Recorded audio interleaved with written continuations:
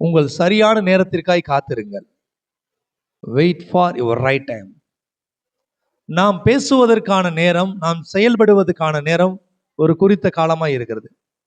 நாம் எப்பொழுதும் எதையோ சொல்லிக்கொண்டு நாம் திறமையாய் பேசி அதை செய்து விடுவோம் என்று முயற்சி செய்கிறோம். கலங்கின ஒரு குட்டை பார்த்தீங்கன்னா, அதை சரி பண்ணுறதுக்கு நம்ம என்ன செய்யலாம்? கொஞ்ச நேரம் அமைதியாக இருந்தால் அதுவே சரியாயிடும். நாம் எப்படியாவது அதை சரி செய்ய வேண்டும் என்று முயற்சி செய்து மேலும் அதை கலக்குகிறது போல நம்முடைய நினைவுகளிலே அநேக காரியத்திலே நாம் பேசி என்ன செய்யறோம்? பிரச்சனைகளுக்குள்ளே கொண்டு போகிறோம். அப்படியாக இல்லாமல் இந்த நாளில் கர்த்தருடைய வார்த்தை, உங்கள் சரியான நேரத்திற்காய் காத்திருங்கள். பக்கத்துக்கு பார்த்து சொல்லுங்க, உங்க நேரத்துக்காக வெயிட் பண்ணுங்க. உங்கள் நேரங்கள் மிக ரொம்ப அவசியம். நீங்க எவ்வளோ பெரிய உயர்ந்த இடத்துல இருந்தாலும் உங்களுக்கு வாய்ப்பு வந்தாதான் நீங்க அதை பேசணும், இல்லைன்னா பேசக்கூடாது. கர்த்தர் இதற்கு ஆதாரமான வசனம் எஸ்தர் புஸ்தகம் 7ஆம் அதிகாரம் 1ஆம் வசனம் தொடங்கி வாசிக்க கேட்போம். அரண்மனையில் இருந்தாலும் சரியான நேரத்திற்காக காத்திருங்கள். ராஜாத்தியாகிய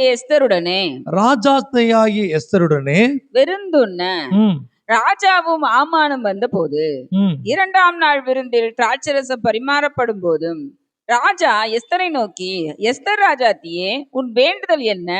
ஆமென். இந்த நாளிலே நாம் ஒன்றை நன்றாக அறிந்து கொள்ள வேண்டும். எஸ்தர் என்ற புஸ்தகத்திலே ஆமான் என்ற ஒரு சத்துருவை குறித்து நாம் அறிந்திருக்கிறோம். ஆமான் யார் என்றால், யூதர்களுக்கு விரோதமாக எழும்பி நின்று யூதர்களை கொலை செய்யும்படியாக அகஸ்வேரு ராஜாவிடத்திலே அவன் என்ன செய்யறான்? அதற்குரிய அடையாளத்தை பெற்றுக்கொண்டு கொலை செய்வதற்கான நாளை எதிர்பார்த்து காத்திருக்கிறான். அந்த யூத மார்க்கத்தை சேர்ந்த எஸ்தரும் கூட அங்கே ராஜாத்தியாய் அரண்மனையில் இருக்கிறார்கள். ஒரு நாள் அவரும் கொல்லப்படக்கூடிய நிலை உண்டாகும் என்று மொர்தெகாயினாலே அறிவிக்கப்பட்ட போது ஒரு குறித்த நாளிலே எஸ்தர் ராஜாவையும் ஆமானையும் விருந்துண்ண அழைக்கிறார்கள். அந்த சம்பவத்தை தான் நம்ம பார்க்கிறோம். பாருங்க, ராஜாத்தியாக இருந்தாலும் கூட தனக்கான நேரம் வரும் வரைக்கும் காத்து இருக்கிறாங்க. எதை செய்ய வேண்டும் என்றாலும் அதற்கான நேரம் வருவதற்கும் காத்திருக்கணும். நான் தான் இப்ப ராஜாத்தியா இருக்கிறேன்ல, எனக்கு தான் உயர்வு கிடைச்சிருக்குல்ல, நான் தான் படிச்சுட்டேல, நான் தான் இப்ப பெரிய பையன் ஆயிட்டேல, நான் என்ன வேணா பேசலாம், அப்படிலாம் கிடையாது. உங்களுக்கான நேரம் வரும் வரைக்கும் நீங்கள் ஒன்றை சொல்லுவதற்கும் செய்வதற்கும் நீங்கள் காத்திருக்க வேண்டிய அவசியம் இருக்கிறது. அப்படியாக இந்த வசனத்தில் 2ஆம் வசனம் தொடங்கி வாசிக்கிறது, 2ஆம் நாள் விருந்திலே. அப்ப ஃபர்ஸ்ட் டே எங்க விருந்து நடந்துருச்சு ஆல்ரெடி. நம்ம வாய்ப்பு கிடைக்கும் போது சில காரியத்தை பயன்படுத்தி விட வேண்டும் என்று நாம் விரும்புகிறோம். அந்த வாய்ப்பு கர்த்தரால் நமக்கு அனுமதிக்கப்பட்டதா? இப்ப இதை பேசலாம பேசக்கூடாதா? தேவ சமூகத்திலே காத்திருந்து அதை செயல்படுத்த வேண்டும். அப்படியாக எஸ்தர் ராஜாத்தி அகஸ்வேரு ராஜாவை ஆமானை இன்வைட் பண்ண ஃபர்ஸ்ட் டேவே தன்னுடைய தேவையை சொல்லல. அப்போ ஒருத்தவங்கள நம்ம எப்பயுமே ஒருத்தவங்களோட இன்ட்ராக்ட் பண்ணும்போது ஒரு நபருடைய காரியங்களை நம்ம பேசுறதுக்கு முன்னாடி அவங்க அதுக்கு தயாரா இருக்கிறாங்களா, அவங்க அந்த வார்த்தைக்கு செவி கொடுக்க ஆயத்தமா இருக்கிறாங்களான்னு சொல்லி நீங்க உள்ளத்தின் ஆழத்துல அறிந்திருக்க வேண்டும். அப்படின்னா அதற்கு முன்பாக நீங்கள் ஆயத்தமா இருக்கணும். இன்னைக்கு வீட்டுக்கு போயிட்டு வெளியில போயிட்டு வீட்டுக்குள்ள கணவனார் வந்த உடனே நம்ம என்ன செய்யறோம்? வீட்டுக்குள்ள வந்து செருப்பை கழட்டிட்டு ஏதோ ஒரு காரியத்தை அவங்க கை கால கழுவுற கூட இல்லை, செருப்பை கழட்டுறதுக்கு முன்னாடியே அதுக்கு முன்னாடி ஏதாவது வீட்டுல பிரச்சனை நடந்துச்சு என்ன செய்யறாங்க? வேகமா, ஏங்க நீங்க என்ன பிரச்சனை நடந்துச்சு தெரியுமா? நீங்க வீட்டுல ஒரே சண்டை, பிள்ளைகளாம் ஒரே பிரச்சனை பண்றாங்க. அப்ப அவங்களோட இறுதி என்ன இருக்கும்? வீட்டுக்குள்ளேயே வரல. வீட்டுல கூட அப்படி நடந்து வாசப்படியில வண்டியை வந்து நிப்பாட்டுவேன், வண்டியை நிப்பாட்டு வாசப்படியில வண்டியை நிப்பாட்டுவேன், உள்ளுக்குள்ள போல கேட்ட திறக்கல, உடனே வீட்டுக்குள்ள வந்துக்கிறேன். வீட்டுக்குள்ள வந்த பிறகு நான் என்னன்னு தெரிஞ்சுக்கிறேன். சொல்றதை கேட்க மாட்டேன்றீங்க. இப்படியே வண்டி எடுத்து கூட வெளியில போயிடுறேன். உள்ள வர விடுங்க. இன்னைக்கு அநேக நேரங்களில் நாம அதுக்கான நேரத்தை கொடுக்கறது இல்லை. அங்க ஃபர்ஸ்ட் டே சாப்பிட வந்த உடனே எஸ்தர் ராஜாத்தி என்ன செய்யல? தன்னுடைய பிரச்சனையை, தன்னுடைய தேவையை சொல்லல. இன்னைக்கு ஏன் நம்ம வீட்டுல இந்த பிரச்சனை நடக்குதுன்னா, நாம பேச வேண்டிய நேரத்துல பேச வேண்டிய காரியத்தை பேசாம நேரம் கிடைச்ச உடனே பேசிடுறோம். அப்ப அந்த புரிதல் அவங்களுக்கும் இல்லை, நமக்கும் இல்லை. அதனாலதான் பிரச்சனைகள் உருவாகுது. கொஞ்சம் அது வரைக்கும் காத்துக்கிட்டு இருந்த நீங்க ஏன் அந்த குறிப்பிட்ட நேரம் உங்களால காத்திருக்க முடியல? இந்த எஸ்தர் ராஜாத்தி புஸ்தகம் மூலமாக ஆண்டவர் நம்ம கற்றுக் கொடுக்கிற ஒரு காரியம், விருந்துக்கு அழைக்கப்பட்ட உடனே எஸ்தர் ராஜாத்தி தன் காரியத்தை அகஸ்வேரு ராஜாவிடத்தில் தெரிவிக்கவில்லை. எப்ப அவ காத்திருக்கிறா? தன்னுடைய காரியம் எல்லாம் அவங்களுக்கு பிரியமா இருக்கா? அப்ப வீட்டுக்கு வந்த உடனே என்ன செய்யணும்? வந்த உடனே வேலையெல்லாம் முடிஞ்சிச்சா, என்ன இன்னைக்கு லேட் ஆயிடுச்சு, டயர்டா இருக்கா, அவங்கள விசாரிங்க. அந்த விசாரிக்கும் போது அந்த விசாரிப்பு அவர்களுக்கு இடத்துல நம்முடைய அன்பை பரிமாறுவதற்கான ஒரு வாய்ப்பு கிடைக்கும். நாம என்ன நினைக்கிறது தெரியுமா? எதுக்கு விசாரிச்சுட்டு, ஏன் இதெல்லாம் விசாரிச்சாதான் அவங்க வருவாங்களா? கடந்த நாட்கள்ல ஒரு கணவன் மனைவியோட பிரச்சனை. அப்ப கணவன் மனைவி லவ் மேரேஜ் 2 பேரும். கல்யாணம் ஆகி 1 வருஷம் முழுசா முடியல. வயசுல நிற மாசம் குழந்தையே இருக்கு. அப்ப நான் அந்த பொண்ணுகிட்ட சொல்றேன், உன் கணவர்கிட்ட சாப்பிட்டியான்னு ஃபோன் பண்ணி கேளு அப்படின்னு. பாஸ்டர் நாங்க அதெல்லாம் கேட்டு பழக்கல பாஸ்டர். அது வந்து ஒரு ஒரு ஏதோ செயற்கையா இருக்கும். அப்படிலாம் எங்களால இருக்க முடியாது. அவன்கிட்ட அப்படி நான் இதுவரைக்கும் கேட்டதே கிடையாது. என்ன சொல்றேன், அப்படி இல்லப்பா. அன்புன்றதே வெளிப்படுத்தினது அன்பு. இல்ல எங்களுக்குள்ள பரஸ்பரமான புரிதல் இருக்கு. அப்படி நான் கேட்கலனா கூட அவன் என்ன புரிஞ்சுக்கிருவான்.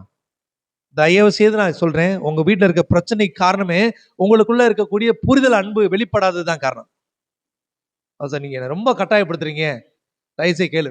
உடனே போன் அடிச்சு என்ன பாஸ்டர் கேட்குறேன், உன் கணவன்கிட்ட பேசு அப்படி சொல்றதுக்கு நான் ட்ரைனிங் கொடுக்குறேன். எவ்வளவு ஒரு வருத்தமான விஷயம். எங்க சாப்பிட்டீங்களா?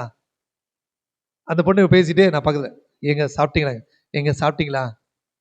என்ன புதுசா இருக்கு நீ சாப்பிட்டீங்களா கேட்குற? அவன் லவுட் ஸ்பீக்கர் போட சொல்றேன். நீ இப்படிலாம் கேட்க மாட்டியே.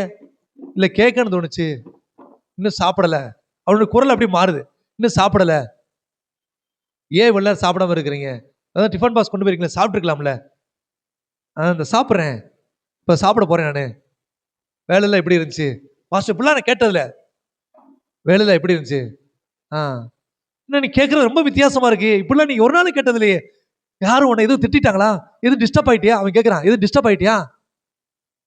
ஒரு வித்தியாசம். இது சாதாரணமான வார்த்தைகளை கூட அவங்க கேட்கறது ஏதோ வித்தியாசமா தங்களை காண்பிச்சு கொள்றாங்க.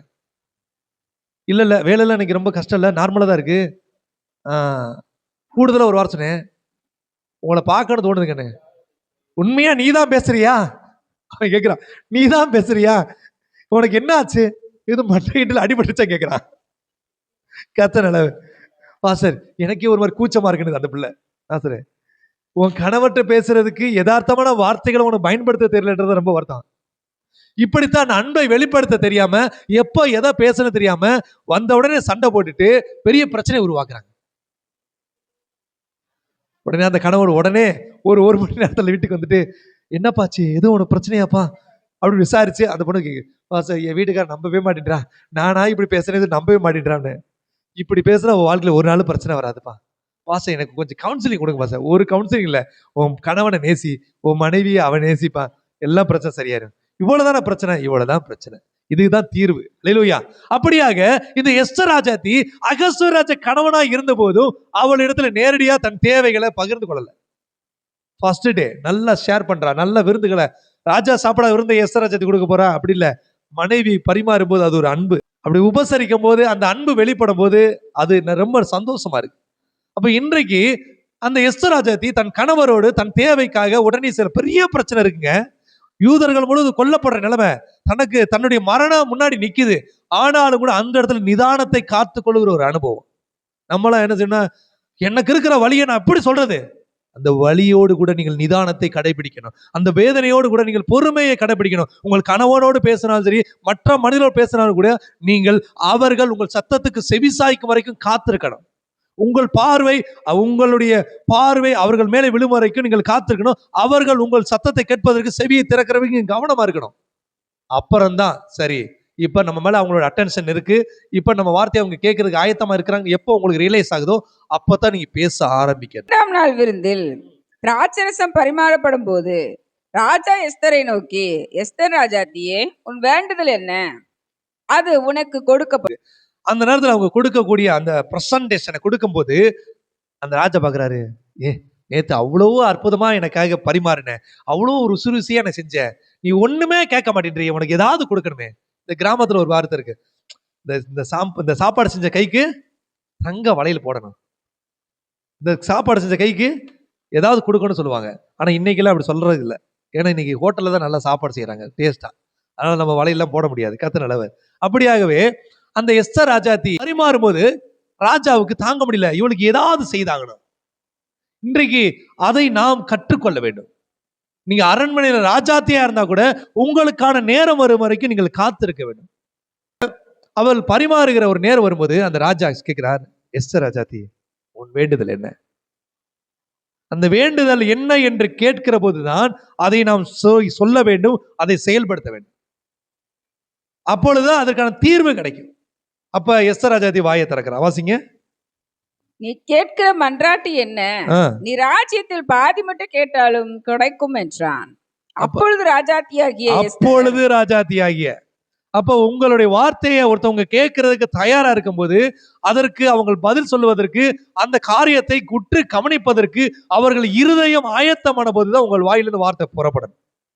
ஏன்பா ரொம்ப நேரம் அமைதியா இருக்கு, ஏதாவது சொல்லு, என்ன சொல்ல வந்து ஒண்ணுமே சொல்ல மாட்டேன்ற, ஏன் அமைதியா இருக்கிற, ஏதாவது நான் உனக்கு ஒன்று செய்யணுமா, ஏதாவது உனக்கு நான் ஹெல்ப் பண்ணணுமா அப்படின்னு அவங்க சொல்லும் போது அவர்கள் ஆயத்தம் உள்ளவர்களா இருக்கிறார் என்று நீங்கள் அறிந்து நீங்கள் பேசும்போது அந்த வார்த்தை வலிமை உள்ளதாய் மாறும். எஸ்தர் ராஜாதி அப்பதான் பேச ஆரம்பிக்கிறார்.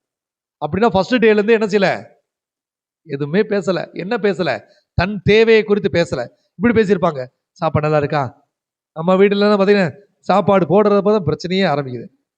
சோறு திங்கிறீங்களே இது எப்படி வந்துச்சு கேட்டீங்களா, சோறு எங்க இருந்து வந்து தெரியுங்களா, எவ்வளவு கஷ்டப்பட்டு சமைச்சே தெரியுமா, சரிம்மா அதை கேளுங்க, வந்தோடனே சோறு தின்னு தின்னு போறீங்க அப்படின்னா அங்கேயே சண்டை ஆரம்பிச்சது. பல வீட்டுல சாப்பாடு சண்டை தான் பயங்கர சண்டை, தூக்கி எரிஞ்சு பொருட்களை தூக்கி எறிகிறடா. ஆக அந்த சாப்பிட்ற நேரத்துல என்ன செஞ்சிடக்கூடாது, எதையுமே பேசக்கூடாது. இதை நம்ம கற்றுக்கொண்டு அதுக்கப்புறம் பேசக்கூடாது, எப்பயுமே பேசக்கூடாது. கர்த்தர் நல்லவர். வாசிங்க. அப்பொழுது 3ஆம் வசனம். அப்பொழுது ராஜாத்தியாகிய எஸ்தர் அப்பொழுது ராஜாத்தியாகிய எஸ்தர் பிரதியுத்தரமாக ராஜாவே, உம்முடைய கண்களில் எனக்கு கிருபை கிடைத்தது. ராஜாவுக்கு சித்தமாயிருந்தால் என் வேண்டுதலுக்கு என் ஜீவனும் என் மன்றாட்டுக்கு என் ஜனங்களும் எனக்கு கட்டளையிடப்படுவதாக. ஆமென். அவர் சொல்ற ஒரு வார்த்தை பாருங்களேன், உங்க கண்கள் எனக்கு தயை கிடைத்தது. சோ இந்த ஒரு ஓப்பனிங் நம்ம வாழ்க்கையில என்றைக்கு கிடைக்குதோ அது வரைக்கும் நம்ம காத்திருக்கிறது ஒண்ணு தவறே இல்லை. அநேக காரியங்கள் இல்ல, நாம நம்முடைய இருதயத்துல இருக்கிறதெல்லாம் வெளிப்படுத்துறதுக்கு நம்ம ஆயத்தமா இருக்கிறோம். அப்படி வெளிப்படுத்துறதுனால அது பிரயோஜனமற்றதா மாறிடுது. மத்தேயு 12 வசனம் வாசிக்கிறேன், நீங்க எடுக்க வேணாம். 36 வசனம். மனுஷர் பேசும் வீணான வார்த்தைகள் யாவும் குறித்து நியாய தீர்ப்பு நாளிலே கணக்கு ஒப்புவிக்க வேண்டும் என்று உங்களுக்கு சொல்லுகிறேன். வீணான வார்த்தைகளுக்கெல்லாம் ஒரு நாள் கணக்கு கொடுக்கணும். சும்மா தானே இருக்கிறோம் சொல்லி எதையும் பேசாதீங்க. ஒரு இடைவெளி இருந்துச்சுன்னா அந்த இடைவெளிக்கு நீங்கள் மௌனத்தை காத்துக்கொள்ளுங்க. அந்த இடைவெளிக்கு ரொம்ப விலை மதிப்பு அதிகம். பெரிய பெரிய அரசியல் தலைவர்களாக பேசுற பாத்தீங்கன்னா, அதாவது மக்களுக்கு நான் என்ன செய்ய வரேன்னா அப்படின்னு சொல்லிட்டு பாடிடுவாங்க. உடனே அந்த ஒரு சில நொடிகள் ஏதோ சொல்ல வர்றாங்கன்ற ஒரு ஆயத்தத்தை அவங்களுக்குள்ள கொடுக்கும். சரிங்களா, இது ஒரு விதமான பேச்சு திறமை தான், அதை மறுக்க முடியாது. ஆனால் இங்கே தேவன் சொல்லுகிறார், வீணான வார்த்தைகளுக்கு நீங்கள் நியாயத்தின் கணக்கு கொடுக்க வேண்டும். இன்னைக்கு குடும்பத்துல நான் சும்மா பேசினேன், ஒரு பிரச்சனை வந்துருச்சு. உங்க வார்த்தைகளுக்கு மதிப்பு உண்டு, உங்கள் வார்த்தைகள் விலையேற பெற்றது. அந்த வார்த்தைகளை நீங்கள் சரியாய் பயன்படுத்தவில்லை என்றால் அது ஆயுதமாய் மாறிவிடும். அந்த வார்த்தையை குறித்து நாம் கணக்கு கொடுக்க வேண்டியவர்களாய் இருக்கிறோம். கர்த்தர். ஆக அந்த வார்த்தையில எஸ்தர் சொல்கிறார், ராஜாவின் கண்களிலே எனக்கு கிருபை கிடைத்தது. அப்ப தன்னுடைய பிரச்சனைய ஆரம்பத்துல இருந்து மெதுமெதுவா சொல்ல ஆரம்பிக்கிறார். அந்த பிரச்சனைக்கான தீர்வு, அந்த பிரச்சனைக்கான முக்கிய நபர் யார் நினைக்கிறீங்க? ஆமான் மாத்திரம் இல்ல, அகஸ்வேரு ராஜா தான். அகஸ்வேரு ராஜா என்ன ஏதுன்னு விசாரிக்காம உடனே முத்திர மோதிர போட தப்பு தானே. நம்மள வீட்டுல கேட்போம், ஒரு வீட்டுல ஒரு மனைவி இருக்கான்னு கேட்டு செய்ய மாட்டீங்க, உங்க இஷ்டத்துக்கு நீங்க செய்வீங்க. இன்னைக்கு நம்ம அப்படி செய்வோம். அநேக குடும்பங்கள்ல இன்னைக்கு இருக்கிறது, அவன் உங்க இஷ்டம் செய்றீங்க, அப்ப நான் எதுக்கு வீட்டுல இருக்கிறேன். இப்போ ஆமா, அகஸ்வேரு ராஜா யாரோட அனுமதி கேட்கல, எஸ்தர் ராஜா அவரு ஷேர் பண்ணல, எதுவுமே கேட்கல. அப்ப இந்த பிரச்சனை முக்கியமான காரணமா இருக்கக்கூடிய அகஸ்வேரு ராஜாவை யார் குற்றப்படுத்தல? எஸ்தர் ராஜாதி குற்றப்படுத்தல. நீங்க யார்கிட்டயா ஒரு காரியத்தை பேசப்படணும்னா யார்கிட்ட பேச போறோமோ அவங்களே நேரம் குற்றப்படுத்திடுவோம். அப்புறம் எப்படி அவங்க கேட்பாங்க, நான் இப்படி கஷ்டப்படுற யார் காரணம் தெரியுமா? யாரு? நீ தான் காரணம் அப்படின்னு அடுத்து எப்படி கேட்பாங்க அந்த வார்த்தையை? நிறைய காரியங்கள் இருக்கு. அப்படி சொல்லும் போது யாருன்னு கேட்கும் போது அதுல அவங்களுடைய வந்துருவாங்க இயல்பா. அப்ப நம்ம பிரச்சனையை யாருக்கிட்ட போய் கொண்டு போறோமோ அவங்கள குற்றப்படுத்துறது முதல் நிப்பாட்டணும். அப்ப அந்த குற்றப்படுத்தல் நிமித்தமாக அந்த காரியம் செயலற்றதா மாறுது. இங்க அந்த பிரச்சனைக்கு காரணமான அகஸ்வேரு ராஜாவை எஸ்தர் ராஜாதி குற்றப்படுத்தாம அந்த பிரச்சனையோடைய ஆரம்ப காரியத்தை பார்க்கிறான். அந்த பிரச்சனைக்கான சூழ்நிலையை பார்த்து அதை தெளிவா விளக்கி சொல்றான். இதுதான் தீர்வுக்கான வழி. நம் குடும்பங்களிலே, நம்மை சார்ந்த இடங்களிலே நாம் பிரச்சனைகளை தீர்ப்பதற்கு சரியான நேரம் வரும் வரைக்கும் காத்திருக்கணும். அதை புரிந்து கொள்ளாம நம்ம மீண்டும் நம்ம வீணான வார்த்தைகளால அதை சரி பண்ணிடலாம், அப்படின்னா அதுக்கு பிரச்சனைகள் தான் கூடுமே தவிர அது பிரச்சனைக்கு தீர்வு இருக்காது. அல்லேலூயா. அப்ப எஸ்தர் ராஜாத்தியை குறித்து நம்ம பார்க்கிறோம். அரண்மனையில் இருந்தாலும் உங்கள் நேரத்துக்காக நீங்கள் காத்திருக்கணும். நீங்கள் எவ்வளவு உயர்வான இடத்துல இருந்தாலும், எவ்வளவு பெரிய நபரா இருந்தாலும், உங்களுடைய காரியங்களிலே நீங்கள் உத்தரவாதம் சொல்வதற்கு ராஜாவின் கண்களிலே தயவு கிடைக்கிற வரைக்கும் காத்திருக்கணும். கர்த்தர் சொல்லணும், இப்ப பேசு மகளே, இப்ப பேசு மகனே, சொன்னா பேசுங்க, இல்லைன்னா பேசாம வந்துருங்க. அங்க ஒன்று பேச வேணாம். கடந்த நாட்களில் ஒரு இடத்துல நான் அழைக்கப்பட்டிருந்தேன். அங்க எனக்கு முன்பாக ஒரு 2 பேர் பேசிக்கிட்டே இருக்கிறாங்க. பல காரியத்தை பேசுறாங்க. கிட்டத்தட்ட நீங்க சொன்னா நம்ப மாட்டீங்க, 45 நிமிஷத்துக்கு மேல பேசிக்கிட்டு இருக்காங்க. என்கிட்ட கேட்குறாங்க, ஆமா, இல்ல, இதை தவிர நம்ம எதுவுமே சொல்ல. என்ன பாஸ்டர் அமைதியாக இருக்கிற, எது பேச மாட்டீங்க? இல்ல இருக்கு. அவங்க பேசிட்டே இருக்காங்க. தண்ணி எடுத்து நான் குடிச்சேன். உடனே சொன்னாங்க, பேசுறது நாங்க, தண்ணி நீங்க குடிக்கிறீங்க. இல்ல கொஞ்சம் நாவு வறண்டுருச்சு. சும்மா உட்காந்து எப்படி நாவு வரணும் அப்படின்னு கேட்குறாங்க. இல்ல ஒண்ணு இல்ல, ஆண்டவர் சொன்னாரு, இந்த இடத்துல பேசாத, இந்த இடத்துல நீ பேசாம இரு, இங்க எந்த காரியத்தையும் நீ மறு உத்தரவு கொடுக்காத. கர்த்தர் நல்லவர். ஆகையால் சில இடங்களிலே தேவன் நம் நாவுகளை அடப்புக்குவதற்கு சொல்லுவாரானால் அதை நாம் செய்துதான் ஆக வேண்டும். அங்கே எஸ்தர் ராஜாத்திக்கு அந்த அனுபவம் இருந்துச்சு. ஏனென்றால் அவள் அந்த காரியத்தை செய்வதற்கு முன்பாக 3 நாள் உபவாசம் பண்ணினாள். தேவனோடு இருக்க உறவு தான் உங்களுக்கு உண்டான ஞானத்தை கொடுக்கும். நீங்க நேரடியா ஒரு காரியத்தை செய்வதற்கு முன்பாக தேவ சமூகத்துல காத்திருங்க, கர்த்தர் செய்வார். அப்ப முதல் காரியத்துக்கான தலைப்பானது, நீங்கள் அரண்மனையில் இருந்தாலும் உங்கள் நேரத்துக்காக காத்திருக்கும் போது கர்த்தர் உங்களுக்கான நேரத்தை அனுமதிப்பார். உங்கள் விண்ணப்பத்திற்கு கர்த்தர் பதில் தருவார். அப்படியாகவே எஸ்தர் ராஜாத்தின் ஜெபம் கேட்கப்பட்டது. ஒரு பெரிய அற்புதம் அங்கே நடந்தது. உங்களுக்கும் தேவன் அப்படிப்பட்ட நேரத்தை தருவதற்கு ஆயத்தமா இருக்கிறார். உங்கள் வாழ்விலும் கர்த்தர் அற்புதம் செய்வார். 2வது காரியத்தை நேரம் கடந்து போவோம். உபத்திரவப்படும் போதும் சரியான நேரத்திற்காக காத்திருங்க. 2வது காரியம் என்னது? உபத்திரவப்படும் போது சரியான நேரத்துக்காக காத்திருங்கள். எடுத்துக்கொள்வோம் அப்போஸ்தலர் நடவடிக்கைகள் 21ஆம் அதிகாரம் 32ஆம் வசனம் தொடங்கி வாசிப்போம். இங்கே பவுல் என்ற தேவ மனிதர் தேவனுடைய நாமத்தின் நிமித்தம், சுவிசேஷத்தின் நிமித்தம் அடிக்கப்படுகிற ஒரு சூழல். அந்த அடிக்கப்பட்ட இடத்துல அவருடைய காரியங்கள் எவ்வளவு ஞானமாய் செயல்பட்டதை பாருங்க. அப்போஸ்தலர் நடவடிக்கை 21ஆம் அதிகாரம் 32ஆம் வசனம். அவன் போர் சேவகரையும் அவர்களுடைய அதிபதிகளையும் கூட்டிக் கொண்டு அவர்களுக்கு ஓடினான். சேனாதிபதியும் போர் சேவகரையும் அவர்கள் கண்டபோது பவுலை அடிக்கிறதை விட்டு நிறுத்தினார்கள். ஆமென். பவுல் உபத்திரப்பட்டுக்கிட்டு இருக்கிற, அடிக்கப்படுற ஒரு நேரம். நம்மெல்லாம் சாதாரணமான நேரங்களிலே தவறான வார்த்தைகளை தாறுமாறா பேசுவோம். உபத்திரம் வந்துச்சுன்னா கணக்கே இல்லை. நம்ம வாயிலிருந்து என்ன வார்த்தை வருதுன்னே தெரியாது. சொல்ல முடியாத தவறான வார்த்தைகள் கணக்கெல்லாம் வரும். ஆனால் பவுல் பாருங்க, அங்கே அநேகரால் அடிக்கப்பட்டுக்கிட்டு இருக்கிறார். அங்க சேனாதிபதி வந்த உடனே அவங்க அடிக்க நிப்பாட்டிறாங்க. ஒருத்தர் அடிச்சாலே எப்படி இருக்கும்? அங்க நான் நினைக்கிறேன் கிட்டத்தட்ட ஒரு 10-20 பேருக்கு மேல கூட்டம் கூடி, பவுலை ஏற்கனவே பலவீனமான மனுஷன். அப்ப நம்முடைய பலவீனத்தின் மத்தியிலேயே நமக்கு ஏற்படுகிற உபத்திரவத்திலேயும் நம்ம நிதானமா இருக்கணும். நெருக்கம் வந்தாதான் நம்ம இன்னும் நமக்குள்ள இருக்க ஒரு சுபாவம் வெளிப்படும். அது வரைக்கும் நல்லா இருப்போம். கொஞ்சம் நமக்கு ஒரு பிரச்சனை வந்துச்சுன்னு வச்சுக்கோங்களேன், நமக்குள்ள ஒரு தூங்கிக்கிட்டு இருக்க ஒரு மிருகம் திரும்பி வெளியே வர ஆரம்பிச்சிடும். அந்த மிருகங்கள்லாம் நமக்குள்ள இல்லாம இருந்தா நல்லா இருக்கும். இல்லையா? ஏன் இவ்வளவு கோவப்படுறேன்? என்ன அவங்க கோவப்படுத்துறாங்க? கொஞ்சம் கூட என்ன பொறுமையா இருக்க விட மாட்டேங்கிறாங்க. எனக்கு அப்படியே பயங்கரமா கோவம் வருது சொல்லி நமக்குள்ள ஒரு தேவையில்லாத ஒரு சுபாவத்தை வெளிக்கொண்டு வரும். பவுல் அடிக்கப்படுகிற 36ஆம் வசனம் வாசிங்க. பவுல் அடிக்கப்படும் போது கூட அங்கே நிதானமாய் இருக்கிறதை நம்ம பார்க்க முடிந்தது. 36. இவனை அகற்றும் என்று உக்கிரமாய் கூப்பிட்டபடியினாலே போர் சேவகர் அவனை தூக்கி கொண்டு போக வேண்டியதா இருந்தது. அவன் அந்த கோவத்துல அவனை கொன்று போடுங்க சொல்லி அநேகர் சொல்றாங்க. சரி, இதுக்கு மேல விட்டா கொண்டு போட்டுருவேன் சொல்லி அங்க போர் சேவர் என்ன செய்யறாங்க? பவுலை தூக்கிட்டு போறாங்க. அந்த சீன் அப்படின்னு நினைச்சு பாருங்களேன். அங்க நடக்கிற சம்பவத்தை, எவ்வளவு பெரிய ஒரு கொடுமையான ஒரு சூழல் இருக்கு.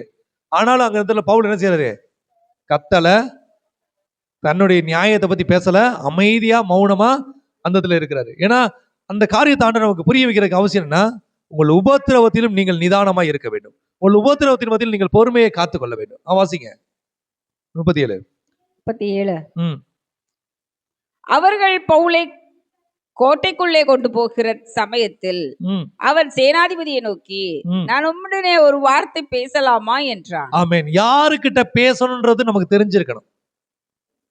ரொம்ப முக்கியமான விஷயம். அங்கே பவுல் அத்தனை பேருக்கிட்டையும் அடி வாங்கும் போது மௌனமாக இருந்தவர் சேனாதிபதிக்கு முன்பாக போன உடனே அங்கே கேட்கிறார், நான் உங்களிடத்தில் ஒரு வார்த்தை பேசலாமா என்று அவர் பெர்மிஷன் கேட்கிறார். அப்ப 2வது காரியம், உங்கள் உபத்திரவத்தின் மத்தியிலும் கூட உங்கள் நிதானத்தை நீங்கள் இழக்காமல் பெர்மிஷன், அதாவது உத்தரவாகிற வரைக்கும் காத்திருக்கணும். இதை ஆண்டவர் நமக்கு கற்றுக் கொடுக்க வேண்டிய அவசியம் என்னன்னா, நீங்கள் விளையாட்டு நினைக்கலாம், எதனால இது ஒரு பெரிய விஷயமா பேசுறேன்னா, வார்த்தை தாங்க ஜீவன். வார்த்தையை நீங்க சரியா பயன்படுத்தினீங்கன்னா உயிரோடு நல்ல சந்தோஷமா வாழ முடியும். இந்த உலக பழமொழி ஒரு சொல்லுவாங்க, பல்லோட பெறதும் பல்லாகிறதும் வாயின் வார்த்தையினால. இன்னைக்கு நம்ம வீட்டில் இருக்கக்கூடிய சமாதானத்துக்கு நம்முடைய வார்த்தை தான் காரணம், சமாதான குறைச்சலுக்கு நம்ம வார்த்தை தான் காரணம். அந்த வார்த்தையை நம்ம சரியா பயன்படுத்தணும். வார்த்தைனா யாரு? இயேசு கிறிஸ்து. ஜீவனுள்ள தேவனுடைய வார்த்தையை நம்ம சரியா பயன்படுத்தும் போது அநேகர் ஆறுதல் அடைவாங்க, அநேகர் அது மூலம் உயிர்ப்பிக்கப்படுவாங்க. நீங்க எத்தனையோ விதமான வார்த்தைகளை நீங்க கையாள தெரியாததுனால இன்னைக்கு பிரச்சனைகள் இருக்கு. அங்கே பவுல் என்ன செய்யறாரு? சேனாதிபதி கிட்ட பெர்மிஷன் கேட்கிறாரு. நம்ம ஒருத்த மனிதரை பேசும்போது பெர்மிஷன் கேட்கணும். நான் உங்கள்கிட்ட ஒன்று சொல்லிக்கலாமா? நான் உங்கள்கிட்ட பேசணும்னு நினைக்கிறேன். அந்த வார்த்தையை கேட்கும் போது எவ்வளவு நல்லா இருக்கு. நான் ஒரு வீட்டுக்கு போயிருந்தபோது ஒரு குட்டி பையன் வந்து கேட்டேன், அங்கிள் நான் உங்கள்கிட்ட சொல்லலாமான்னு கேட்டேன். நான் உடனே என்னடா சொல்லு, என்ன சொல்லு, நான் கேட்கறதுக்கு ஒரு வாய்ப்பு அவனுக்கு கொடுக்குறான் பாருங்க. ரொம்ப ஆச்சு. நேரம் வந்து தன்னோட தேவையை சொல்லல அவன். அங்கிள் நான் உங்கள்கிட்ட ஒன்று சொல்லலாமா? அது கேட்கும் போதே நமக்கு அது என்னன்னு தெரிஞ்சுக்க ஒரு ஆவல் கிடைக்குது. அப்ப நம்ம ஒவ்வொரு இடங்களையும் பெர்மிஷன் கேட்கணும். அப்படி இல்லாம நம்ம சொல்லித்தான் தீர்வோண்டு எதையோ சொல்லாதீங்க. அந்த நிதானம் தான் நம்மளை இன்னும் பலப்படுத்தும். அல்லேலூயா. ஏற்கனவே சொன்ன மாதிரி வீணான வார்த்தைகளுக்கு நம்ம கணக்கு ஒப்புவிக்க வேண்டிய அவசியம் இருக்கு. வாசிங்க. அதற்கு அவன் உனக்கு கிரேக்க பாஷை தெரியுமா? நீ இந்த நாட்களுக்கு முன்னே கலகம் உண்டாக்கி 4000 கொலைபாதகரை வனாந்திரத்திற்கு கொண்டு போன எகிப்தியன் அல்லவா என்றான். அதற்கு பவுல், நான் சிலிசியா நாட்டில் உள்ள கீர்த்தி பெற்ற தர்சு பட்டணத்து யூதன், ஜனங்களுடனே பேசும்படி எனக்கு உத்தரவாக வேண்டும் என்று உம்மை வேண்டிக் கொள்கிறேன் என்றான்.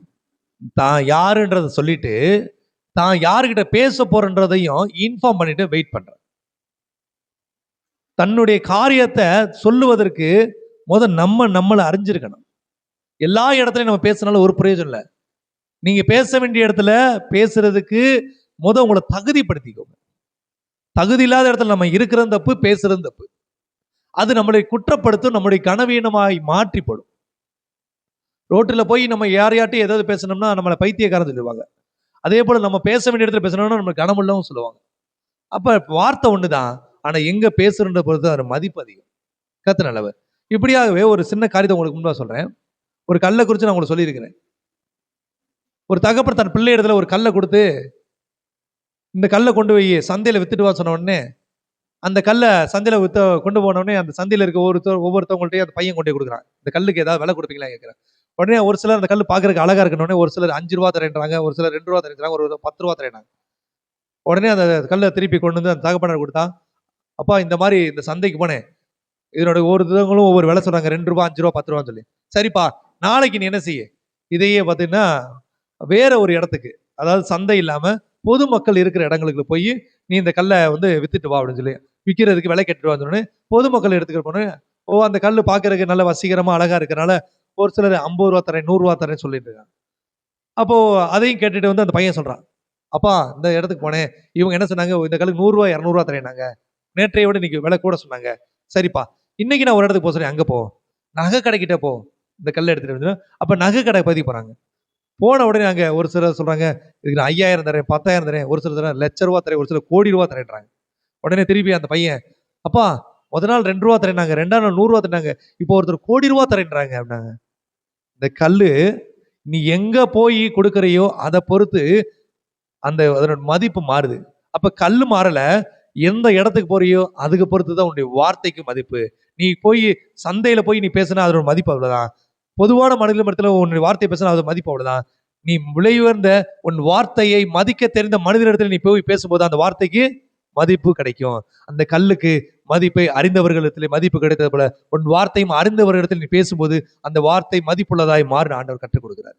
இன்றைக்கு இப்படியாக அவர் பேசுகிறார். சேனாதிபதி கிட்ட நான் பேச உத்தரவாக கேட்கும்போது அவர் ஓபன் பண்றாரு. ஓகே, நீங்க பேசுங்க. வாசிங்க தொடர்ந்து. உத்தரவான போது 40 வசனம். 40 உத்தரவான போது பவுல் படிகளின் மேல் நின்று ஜனங்களை பார்த்து கை அமர்த்தினான். மிகுந்த அமைந்தல் உண்டாயிற்று. அப்பொழுது அவன் எபிரேய பாஷையிலே பேச தொடங்கினான். பாருங்க, அது வரைக்கும் அடிக்கணும் கொல்லணும் தோணுன மனுஷங்கள்ட்ட பேசவே இல்லை. அடிச்சுக்கிட்டு இருந்தா கூட பேசிக்கலாம் எபிரேய பாஷையில இல்ல. அதற்கான நேரம், அதற்கான காலம், அதற்கான சூழ்நிலையை எதிர்பார்த்து காத்திருந்த பவுலுக்கு கர்த்தர் அனுமதித்த நேரத்திலே அவர் கையை அமர்த்தும் போது ஜனங்கள் அமைதியானார்கள். நீங்க பேசும்போது இன்னொருத்தவங்க பேசுறாங்கன்னா அந்த இடத்துல நீங்க என்ன செய்யணும்? அமைதி ஆயிரணும்.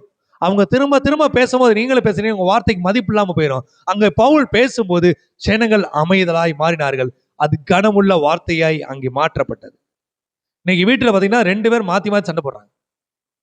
அவங்க பேசுறதுக்கும் நம்ம 2 பேர் பேசுறது யாருக்கும் புரியுது, மாத்தி மாத்தி சண்டை. அவங்க ஒரு வார்த்தை சொன்னா இவங்க ஒரு வார்த்தை. குடும்பங்கள்ல, வெளியில, வேலை ஸ்தலங்கள்ல, தொழில் இடங்கள்ல, எல்லா இடத்துலயும் ஆர்கியூமெண்ட். இந்த ஆர்கியூமெண்ட் என்ற வார்த்தையை தூக்கிப்படணும். நான் இப்போ இப்படி பாக்குறேன், இந்த டிவி சேனல்ல பாத்தீங்கன்னா சாயங்காலம் ஒரு 7 மணிக்கு மேல செய்தி சேனல்ல ஒரு ப்ரோக்ராம் அடிக்கடி நடக்கும். என்ன தெரியுமா? பொதுவா விவாத மேடை, வார்த்தை மேடை கூப்பிட்டு வச்சு ஒரு டிவி சேனல்காரங்க, அந்த டிவி சேனல்காரங்க என்ன செய்வாங்கன்னா ஒரு 10 கட்சியில இருந்து கூப்பிட்டுருவாங்க. இன்னைக்கு என்ன பிரச்சனை, இன்னைக்கு அந்த மாடை எல்லாரும் அடிச்சு கொண்டாங்க, இது தவறு தானே ஒருத்தர், இது தவறுதே ஒருத்தங்க, இப்படியே பேசு. இதை சைக்காலஜி பிரகாரமா நான் ஒரு காரணம் கேட்டேன். இந்த மாதிரி விவாத மேடைகளை வார்த்தை காரியங்களை அதிகமா கேட்கிறவங்க அதே மாதிரி மனநிலைக்கு போயிடுவாங்க. அங்க உட்காந்து விவாதம் பண்ணி ஒரு மணி நேரம் அப்படியே நியாயம் பேசுவாங்க. இது எங்க ஆரம்பிக்கணும்? நம்ம ஊர்களில் பார்த்தீங்கன்னா டீ கடை பெஞ்ச் பார்த்தீங்கன்னா தெரியும். டீ கடையில் போனீங்கன்னா காலையில் போனீங்கன்னா உட்காந்தீங்கன்னா அந்த தினத்தந்தி பேப்பர் அங்கதான் விற்கும். அந்த பேப்பரை திறந்துட்டு பேசுவாங்க. அமெரிக்கா குண்டு போட்டது, ஆப்பிரிக்கா குண்டு போட்டது, அவங்க வீட்டில் இருக்கிற பிரச்சனையை பத்தி மறந்து போய் கண்ட காரியத்தை பேசிக்கிட்டு இருப்பாங்க. இன்னைக்கு இதுதான் வேலை ஸ்தலங்கள்ல தேவையில்லாம பேசுறது, கண்ட இடத்துல தேவையில்லாம பேசுறது தான் குடும்பத்துல பிரச்சனை உருவாக்குது. அப்ப பேச வேண்டிய இடத்துல சரியான நேரத்துல நம்ம சரியான காரியத்தை பேசும்போது கர்த்தர் நமக்கு போதுமானவராய் இருக்கிறார். இன்னைக்கு நம்ம அதை புரிந்து கொள்ள வேண்டிய அவசியம் இருக்கு. இந்த பவுலுக்கு அவ்வளவு நேரம் பேச தெரியாமலா இருக்கு. அவர் வெயிட் பண்றாரு தன்னுடைய நேரம் வர்ற வரைக்கும். வெயிட் பண்ணி அப்ப அனுமதி கிடைச்ச உடனே பேச அந்த வசனம் திருப்பி வாசிங்க. உத்தரமான போது பவுல் படிகளின் மேல் நின்று ஜனங்களை பார்த்து கை அமர்த்தினான். மிகுந்த அமைதல் உண்டாயிற்று. ஆக்சுவலா பவுலுக்கு கிரேக்க பாஷை தெரியும். ஏன்னா பவுல் ஒரு ரோமருடைய குடியுரிமையை பெற்றுக்கொண்டவர். ஆனாலும் எங்க யாருக்கிட்ட என்ன பேசணும் தெரிஞ்சுக்கணும், அது ரொம்ப முக்கியம். அவங்களுக்கு புரியுற மாதிரி பேசணும். பவுல் அங்க கிரேக்க பாஷையை தெரியுமா அங்க சேனாவை கேட்டபோது அங்க பதில் சொல்லாம இங்க யூத ஜனங்கள்கிட்ட என்ன பாஷை பேசுறாரு? எபிரேய பாஷையில. அப்போ ஒரு மனுஷங்கள்கிட்ட என்ன மாதிரி பேசுனா அவங்க வார்த்தையை கேட்பாங்கன்னு தெரிஞ்சு நீங்க பேச தெரிஞ்சுக்கணும். அப்படி இல்லாம உங்களுக்கு தெரிஞ்ச மாதிரியே நீங்க பேசாதீங்க. நான் அநேக நேரங்களில் ஒரு காரியத்தை செய்தது உண்டு. எனக்கு விருப்பமானதை பேசினேன். அப்ப ஆண்டவர் சொன்னார், இல்லப்பா அவங்களுக்கு புரியுற மாதிரி பேசினார். அப்ப நான் புரிந்து கொண்டேன். ஆண்டவரே அதை நீங்க எனக்கு கற்றுக் கொடுங்க. ஆண்டவர் எனக்கு கற்றுக் கொடுத்தாரு. அப்ப உங்களுக்கு புரியுற மாதிரி பேசுறதுக்கு என்னை நான் விட்டு கொடுக்கும் போது கர்த்தர் அதற்கு ஒரு இடைப்பட்டார். அதை இன்றைக்கு நீங்கள் நானும் செயல்படுத்தணும். பவுல் எந்த பாஷையில ஜனங்கள் பேசுறாரு? எபிரேய பாஷையிலே. அவர்கள் எபிரேயர்களா இருக்கிறபடினாலே அவர்கள் மூல பாஷையிலே அவர்கள் பேசும்போது அவங்க கீப் சைலண்ட், அமைதி ஆயிட்டாங்க. இவன் ஏதோ சொல்ல வர்றான், ஏதோ ஒரு காரியம் பேச வர்றான். இன்னும் அடுத்த வசனம் வாசிங்க, அடுத்த அதிகாரத்துல வாசிங்க.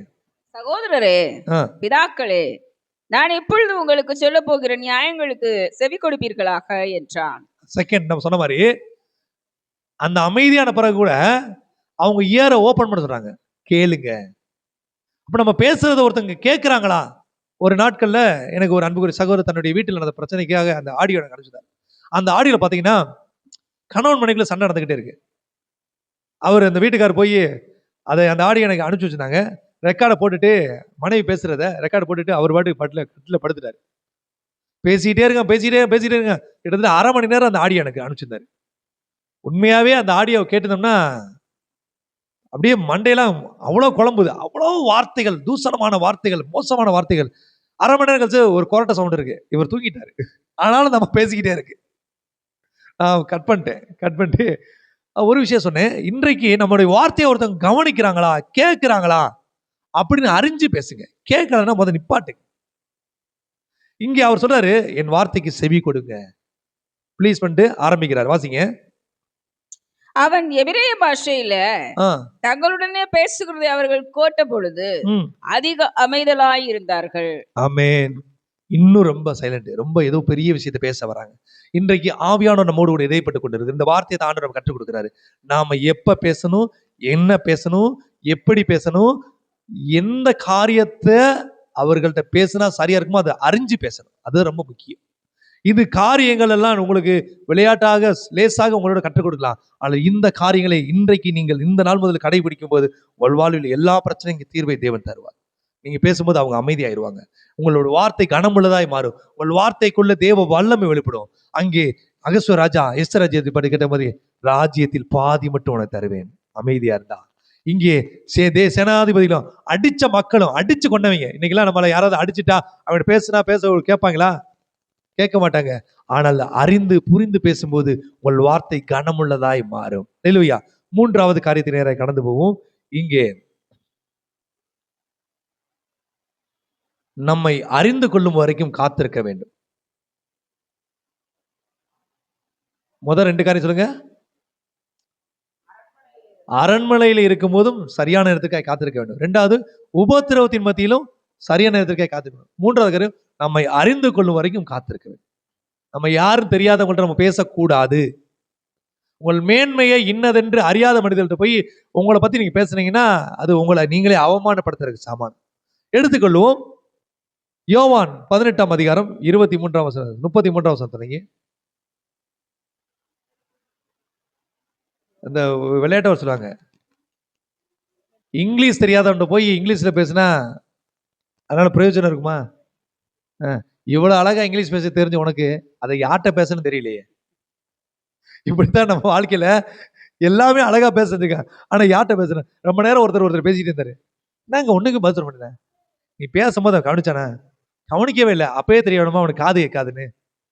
சே, அரை மணி நேரம் பேசிட்டேன். இப்படிதான் நம்ம வாழ்க்கையில நடக்கிற பிரச்சனைக்கான காரணம். அவங்க கேட்கிறாங்களா கேட்கலையா தெரியாம பேசுறேன். 2வது நம்ம யாருன்னே தெரியாம போய் பேசிக்கிட்டு, அவங்களுக்கு நம்ம யார்? ஒருவேளை நீங்க இந்த ஊர்ல ஒரு கவுன்சிலராவோ ஒரு எம்எல்ஏவோ இருந்துச்சுங்களேன், நீங்க போய் உங்களுக்கு தெரியாத சோதரம் கத்தன ஒரு ஒரு ஒரு ரவுடிக்கு நடந்த இன்சிடென்ட் சொல்றேன். அவர் ரவுடி சொல்லக்கூடாது, ஒரு பஞ்சாயத்து தலைவருக்கு நடந்த இன்சிடென்ட். அவருக்கு ஒரு குறிப்பிட்ட ஏரியா வரைக்கும், அந்த வாடிப்பட்டி வரைக்கும் அவரை பத்தி எல்லாருக்கும் தெரியும் போல இருக்கு. அப்ப ஒரு பஞ்சாயத்து கட்ட பஞ்சாயத்து போய் அவரு பண்ணி அது மூலம் ஏதாவது வருமானம் சம்பாதிக்கிற ஒரு நபர். அவருக்கு ஒரு நாள் சொன்னாரு, பாஸ்டர் ஒரு நாள் சம்பவம் தெரியுமா பாஸ்டர்? சொல்லுங்க பிரதர். நான் வாடிப்பட்டி வரைக்கும் நம்ம ஏரியா பாஸ்டர். நான் அது வரைக்கும் போவேன், பஞ்சாயத்துல பேசுவேன், முடிச்சிருவேன், நல்ல ஒரு அமௌண்ட் கிடைக்கும், வந்துடுவேன் பாஸ்டர். ஒரு நாள் நம்ம பசங்க பாஸ்டர் ஒரு இடத்துக்கு கூட்டி போயிட்டாங்க. எனக்கு அது நம்ம லிமிட் தெரியாம அடுத்த ஏரியா லிமிட்ல போய் பேசிட்டேன். அது வாடிப்பட்டி தாண்டி அடுத்த 2 ஊர் தாண்டணும் போல இருக்கு. நான் பேசிக்கிட்டே இருக்கேன், கொஞ்ச நேரம் கழிச்சு அடி அடிச்சுட்டாங்களே. அப்பதான் சொன்னேன், டே ஏரியா தாண்டி கூட்டி போக கூட சொல்லிக்கலடா, நம்மளை யாரும் தெரியாத கூட்டி போக கூட சொல்லிக்கலடா, வெட்டியா போய் பஞ்சாயத்து போய் அடி வாங்கிட்டு வந்துட்டு நம்ம. அப்ப சொன்னாரு, இப்பெல்லாம் நான் சொல்லிட்டேன் பசங்கள்ட்ட, எங்கேயாவது கூட்டி போனா முதல்ல நம்ம ஏரியாவா, நம்மளை பத்தி அவங்களுக்கு தெரியுமா விசாரிச்சுட்டு போங்கடா, தெரியல அங்க கூட்டிட்டு போகாதீங்கடா. அப்ப இவ்வளவுதான் எல்லைகள், புரிந்து கொள்ளுங்க. இதை விளையாட்டா நான் கூட சொன்னாலும் உண்மை அதுதான். உங்களை பற்றி அறியாதவர்களிடத்துல நீங்கள் பேசுவதற்கு ஆயத்தமா இருக்காதீங்க. ஏன்னா பண்டியின் கீழ் முத்துக்களை போடுவது நல்லதல்ல. அப்போ உங்களை பத்தி தெரியாதவங்கள்ட்ட போய் உங்க மேன்மை தெரியாதவங்கள்ட்ட பத்தி உங்க உயர்வு தெரியாத போய் நீங்க என்ன செய்யக்கூடாது? வீணா வாழ்த்தினா அளப்பாதீங்க, அது பிரயோஜனமற்றது. போதும் உன்னை பத்தி தெரியும், என்னை பத்தி உனக்கு என்ன தெரியும்? தெரியலையா? அப்ப அங்க பேசாதீங்க, வந்துருங்க. ஏன்னா உங்களை பத்தி உங்களுக்கு தெரியல. அப்ப நீங்க எவ்வளவு பேசினாலும் அந்த வார்த்தைக்கு பிரயோஜனம் இல்லை.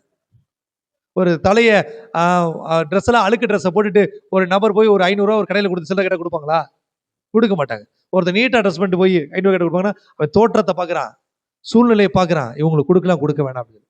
அப்போ உங்களை பற்றி அறிந்தவர்களிடத்துல நீங்கள் செயல்பட வேண்டும், பேசணும். அதை தான் ஆண்டவர் கற்றுக் கொடுக்கிறார். வாசிக்க கேட்போம். யோவான் 18ஆம் அதிகாரம் 33ஆம் வசனம்.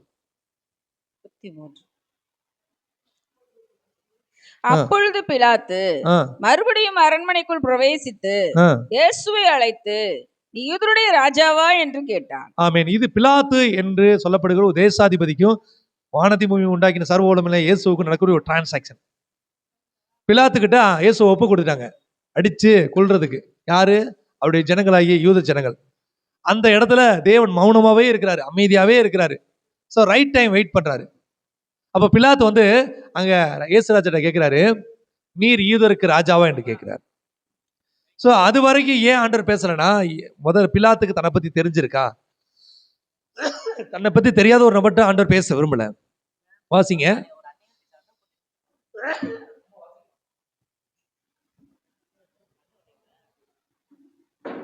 பிலாத்து பிரயுத்தரமாக, நான் யூதனா, ஆ. உன் ஜனங்களும் பிரதான ஆசாரியரும் இல்ல இல்ல இல்ல அடுத்த வசனம். இயேசு அவனுக்கு பிரதித்திரமாக இயேசு அவனுக்கு பிரயுத்தரமாக, ம், நீரா இப்படி சொல்லுகிறீரோ, ம். அல்லது மற்றவர்கள் என்னை குறித்து இப்படி உனக்கு சொன்னார்களோ என்றார். ஆமென். இயேசு தெளிவா கேக்குறாரு. என்னை பத்தி தெரிஞ்சுதான் பேசுறியா? நான் யாருன்னு உனக்கு தெரிஞ்சுக்கிட்டியா? இந்த டீட்டெயில் ரொம்ப அவசியங்க. நீ யார்கிட்ட பேசுறீங்கன்றது உங்களுக்கு தெரிஞ்சுக்கணும். அவங்க யார்கிட்ட பேசுறாங்கன்னு அவங்களுக்கு தெரிஞ்சுக்கணும். தெரியாத ஒரு நபர்கிட்ட போய் நீங்க என்ன செய்யக்கூடாது? பேசக்கூடாது. இல்லை, எனக்கு தெரிஞ்ச ஒரு ஊழியக்காரர், அவர் வெளிநாடு போயிட்டாரு. வெளிநாடு போகும்போது அவரை இன்வைட் பண்ணவங்களுடைய அந்த அட்ரஸ் மிஸ் பண்ணிட்டாரு. அவங்க என்ன சொன்னாங்க, நீ வெளிநாடுலேருந்து ட்ரெயின்லேருந்து இறங்கின உடனே நீங்கள் அங்கே உங்களை இன்வைட் பண்ணுறதுக்கு காத்திருப்பாங்க, அவங்க பேர் இது அப்படி சொல்லியிருந்தாங்க. அவர் அதை மிஸ் பண்ணிட்டார், அந்த பேப்பர் எங்கேயும் மிஸ் பண்ணிட்டாரு. இறங்கின உடனே அவர் என்ன செய்யணும் தெரியல, ஆண்டோட ஒரு விஷயம் என்ன பண்ணார், ஆண்டவரே யார் என்னை கூட்டிகிட்டு போவான்னு தெரியல, அவங்க பேரை மறந்துட்டேன், பேப்பரை மிஸ் பண்ணிட்டேன், என்ன செய்ய தெரியல. அப்போ ஆவியானவர் அவருக்கு ஒரு உணத்தை கொடுக்குறாரு. ஒன்றும் பிரச்சனை கிடையாது, உனக்கு நான் கற்றுக் கொடுக்குற ஒரு வார்த்தை இருக்க சொல்லு, அல்லேலூயான்னு சொன்னாரா. இல்லை, ஏர்போர்ட்டுக்கு நின்று அல்லேலூயா அல்லேலூயான்னு ஒரு முறை சொன்னார். உடனே வேகம் ஓடிந்தார். பாஸ்டர் உங்களை தான் கூப்பிட வந்த, கூட்டி போயிட்டாங்களா. ரொம்ப ஞானமான விஷயம், புரிந்து கொள்ளுங்க.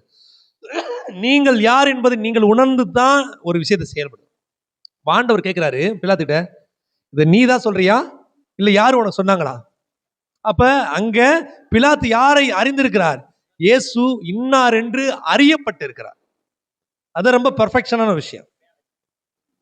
அதற்கு தொடர்ந்து பாருங்க, வாசிங்க பிலாத்தோட வார்த்தையை. பிலாத்து பிரயுத்தரமாக, நான் யூதனா, நான் யூதனா, உன் ஜனங்களும் பிரதான ஆசாரியரும் உன்னை என்னிடத்தில் ஒப்பு கொடுத்தார்கள், நீ என்ன செய்தாய் என்றான். பாருங்க, இப்பதான் அறிந்த நபரை குறித்து அவன் தன்னுடைய காரியத்தை வெளிப்படுத்தும் போது ஆண்டவர் தன்னுடைய காரியத்தை செயல்படுத்துறதுக்கு ஆயத்தமா இருக்கிறார். ஸோ மூன்றாவது காரியம், உங்களை யாருன்னு தெரியாதவங்கள்ட்ட நீங்க ஆர்கியூமெண்ட் பண்றதை விட்டுருங்க. உங்களுடைய மேன்மையை அறிந்து கொள்ளாத மனிதர்களுடைய உங்களுடைய அந்த இன்ட்ராக்டரை முதல்ல ஸ்டாப் பண்ணுங்க. அவங்களுக்கு தெரியாது நீங்க யாருன்னு. ஆனால் இங்கே இயேசு அதற்கான நேரத்துக்காக காத்திருந்தார். பிலாத்து தன்னை குறித்து தெளிவுபடுத்தி இயேசுவை குறித்து தான் அறிந்து கொண்டதை வெளிப்படுத்தி, இப்ப நீங்க சொல்லுங்க நான் கேட்கிறேன்றாரு. ஸோ இப்ப பேசுவார் பேச மாட்டாரா? பேசுவார். இதை ஆண்டோட பிள்ளைகளுக்கு ஆண்டோர் நமக்கு கற்றுக் கொடுக்கிறார். இந்த வேத வார்த்தைகள் மிகவும் ஆழமானது. இந்த வேத சத்தியங்களை நாம ஏதோ ஒரு கதை புத்தகமா படிச்சுக்கிட்டு இருக்கோம். நாம என்ன செய்யணும், என்ன செய்யக்கூடாது, எங்க போகணும், எங்க போடக்கூடாது, எந்த பிசினஸ் பண்ணணும், எந்த பிசினஸ் பண்ணக்கூடாது, யாரோட பழகணும், யாரோட பழகக்கூடாது, இன்னும் சொல்லப்போனா என்ன மாதிரியான வாழ்க்கை வாழணும், எல்லாவற்றையும் இந்த வேத புத்தகம் நமக்கு கற்றுக் கொடுக்கிறது. இது ஒரு வாழ்வியல் புத்தகம். இந்த வாழ்த்தை யாவும் தேவனிடத்தில் நமக்கு கொடுக்கப்பட்டிருக்கு. அப்ப ஆண்டவர் தன்னையே முன்மாதிரியா வைத்து அதுங்க கற்றுக் கொடுக்கிறார். வாசிங்க. அப்பொழுது பிலாத்து அவரை நோக்கி, இயேசு பிரயுத்தரமாக, இல்லம்மா, இயேசு பிரயுத்தரமாக, என் ராஜ்யம் இவ்வுலகத்திற்குரியதல்ல, என் ராஜ்யம் இவ்வுலகத்துக்குரியதானால் நான் யூதரிடத்தில் ஒப்பு கொடுக்கப்படாதபடிக்கு என் ஊழியக்காரர் போராடி இருப்பார்களே. இப்படி இருக்க என் ராஜ்யம் இவ்வுலகத்திற்கு உரியது இல்லை அல்ல என்றார். ஆமென். இங்க இன்னும் ஒரு காரியத்தை தேவன் நமக்கு வெளிப்படுத்துகிறார். என்ன கேள்வி கேட்கிறாங்களோ அதற்கு புரிந்து கொண்டு பதில் சொல்லணும். அங்க கேட்கிற, நீ யூதருக்கு ராஜாவான்னு கேட்டான். அந்த யூதருக்கு ராஜாவான்னு கேட்ட உடனே அந்த கேள்விக்காக ஆண்டு சொல்றாரு, நீ அறிந்து கொண்டாயா? இல்ல, நான் கேள்விப்பட்டேன். அடுத்த பதில் ஆண்டவர்கிட்ட வருது, நான் இந்த உலகத்துக்குரிய ராஜா கிடையாது, நான் பரலோகத்தின் ராஜா. அது ரொம்ப எக்ஸ்பிளனேஷன் ரொம்ப கிளியரா இருக்கணும். ஆக ஒரு உயர்ந்த நபர்ன்றதை நம்ம எப்படி வெளிப்படுத்த முடியும்னா, உங்க வார்த்தையில உள்ள தெளிவான வெளிப்பாடு தான். நம்ம பேசும்போது தெரியும் நம்ம எந்த அளவு ஹானரபிள் பர்சன். நீ பெரிய ஆள்கிட்ட எல்லாம் போனீங்கன்னு நிறைய நேரம் பேச மாட்டாங்க. என்ன வேணும் சொல்லுங்க, அவ்வளவுதான். ஐயா இது சரி, நாளைக்கு வாங்க.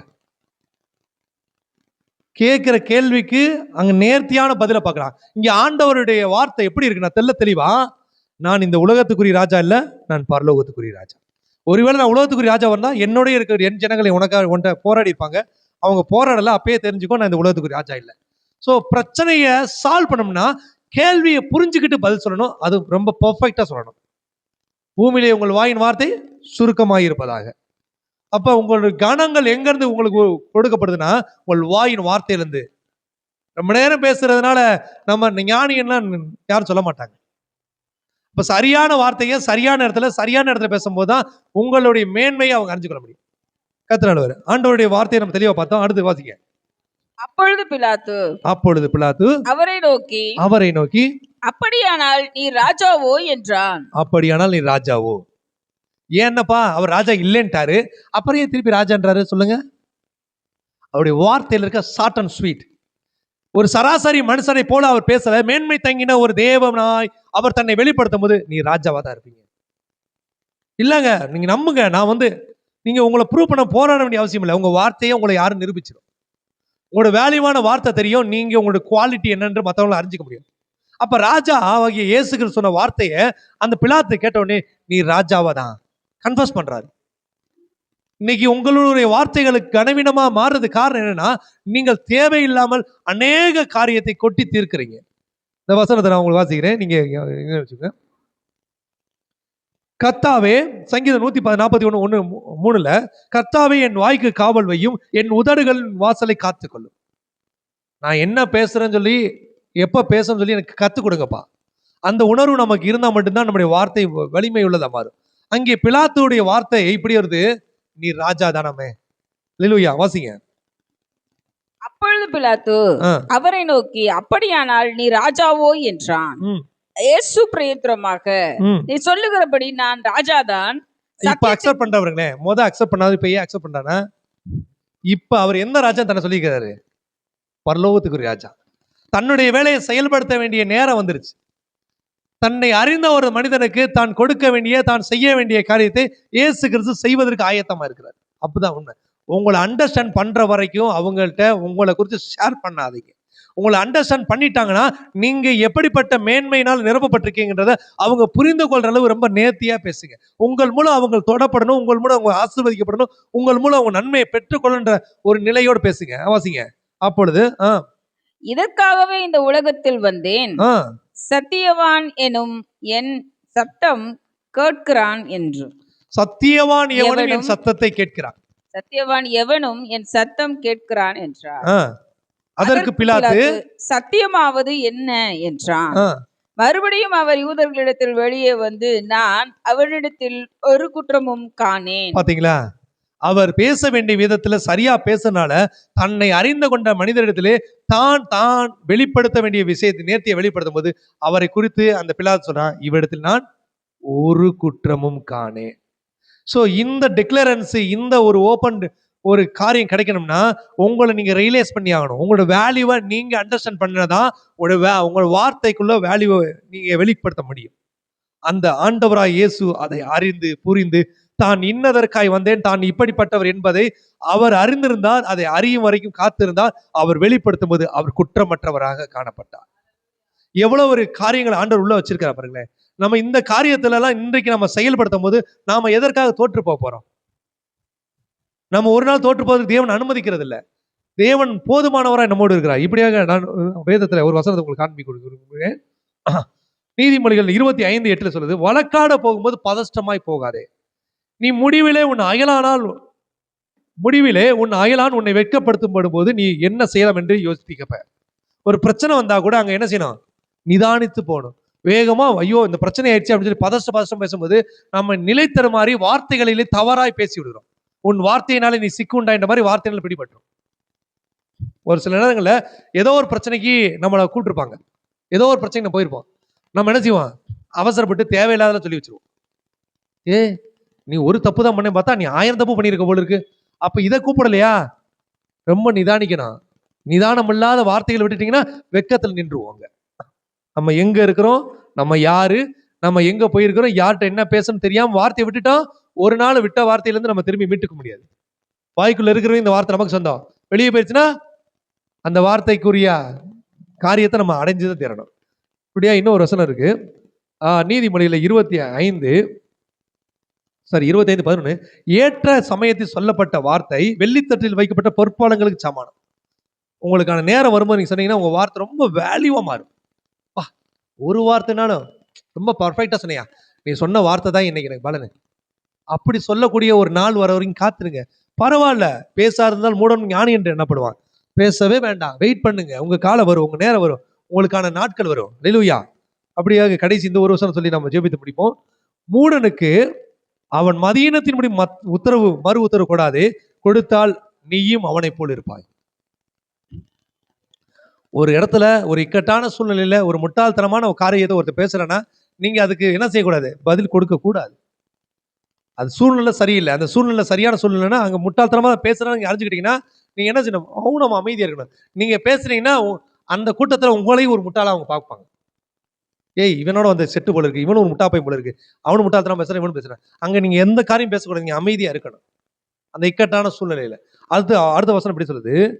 மூடனுக்கு மதீனத்தின்படி உத்தரவு கொடாவிட்டால் அவன் தன் பார்வைக்கு ஞானியா இருப்பான். அவனை உணர்த்து, தம்பி நீ தப்பா தான் பேசுறது, அவனை உணர்வடைய வச்சு அதுக்கப்புறம் அவன் போக்குல போய் அவனுக்கு புரியுற மாதிரி பேசு. அவன்கிட்ட போய் நீங்க ஞானி மாதிரி பேசக்கூடாது. முட்டாள்கிட்ட எப்படி பேசணும் ஆண்டவர் சொல்றாரு? ஞானி மாதிரி பேசக்கூடாது. முட்டாள்தனமான காரியத்தை அவனுக்கு புரிய வைக்கிறத பேசணும். இதுதான் தேவன் நமக்கு கற்றுக் கொடுக்கிற காரியம். இந்த நாளிலே வேத வசனத்தின் மூலமாக நாம் செயல்பட வேண்டிய, பேச வேண்டிய, வாழ வேண்டிய ஒவ்வொரு சூழ்நிலை ஆண்டவர் நாம் கற்றுக் கொடுத்திருக்கிறார். இந்த காரியத்தை இன்றைக்கு நாம் கற்றுக்கொண்டு இதை நாம் செயல்படுத்தும் போது நாம் வெற்றி உள்ளவர்களாய், குற்றமற்றவர்களாய் மற்றவர்கள் முன்னாடி நிற்போம். இயேசு கிறிஸ்து பிலாத்து என்ன சொல்றாரு? நான் இவரிடத்திலே ஒரு குற்றத்தையும் காணேன். இதுதான் ரொம்ப முக்கியம். 3 காரியத்துக்கான பதில் பாருங்க. முதலாவது, அமைதியாய் தன் நேரம் வரை வரைக்கும் காத்திருந்த எஸ்தர் ராஜாத்திக்கு ராஜா என்ன கொடுத்தாரு? ராஜ்யத்தில் பாதி மட்டும் தருகிறேன். தன் நேரம் வரை வரைக்கும் காத்திருந்த பவுலுக்கு அங்க என்ன கிடைச்சிச்சு? ஜனங்கள் முழுவதும் ரொம்ப அமைதி ஆயிட்டாங்க. தன்னை அறிந்த மனிதனுக்கு முன்பாக இயேசு கிறிஸ்து பேசும்போது அவர் குற்றமற்றவராக காணப்பட்டார். இந்த 3 காரியங்களை கர்த்தர் நம்ம வாழ்விலை செய்வதற்கு நாம் அறிந்து நிதானித்து பேசும்போது கர்த்தர் அற்புதம் செய்வார். யாரும் எழுந்திருப்போம். ஹல்லேலூயா. கர்த்தர் நல்லவர். ஜெபிப்போம் இந்த காரியத்துக்காக. யாருக்கெல்லாம் புரிஞ்சிச்சு இன்னைக்கு என் வாழ்க்கையில இருக்க பிரச்சனைக்கு தீர்வை ஆண்டவர் எனக்கு கொடுத்திருக்கிறாரு? எங்க பேசணும், எங்க பேசக்கூடாது, எப்படி பேசணும், எப்படி பேசக்கூடாது, முட்டாள்கிட்ட எப்படி பேசணும், அறிவாளிகிட்ட எப்படி பேசணும், ராஜாட்ட எப்படி பேசணும், ஜனங்கள்கிட்ட எப்படி பேசணும். கர்த்தர் நம்மோடு இருக்கிறார். இப்படிப்பட்ட ஒரு வார்த்தைகள் ஒரு பெரிய தேவ திட்டத்துக்காக நமக்கு அனுமதிக்கப்பட்டிருக்கு. இதை உணர்ந்து புரிந்து நாம் செயல்படும் போது நம்ம மேலே தேவனுடைய மகிமை வெளிப்படும். ஹல்லேலூயா.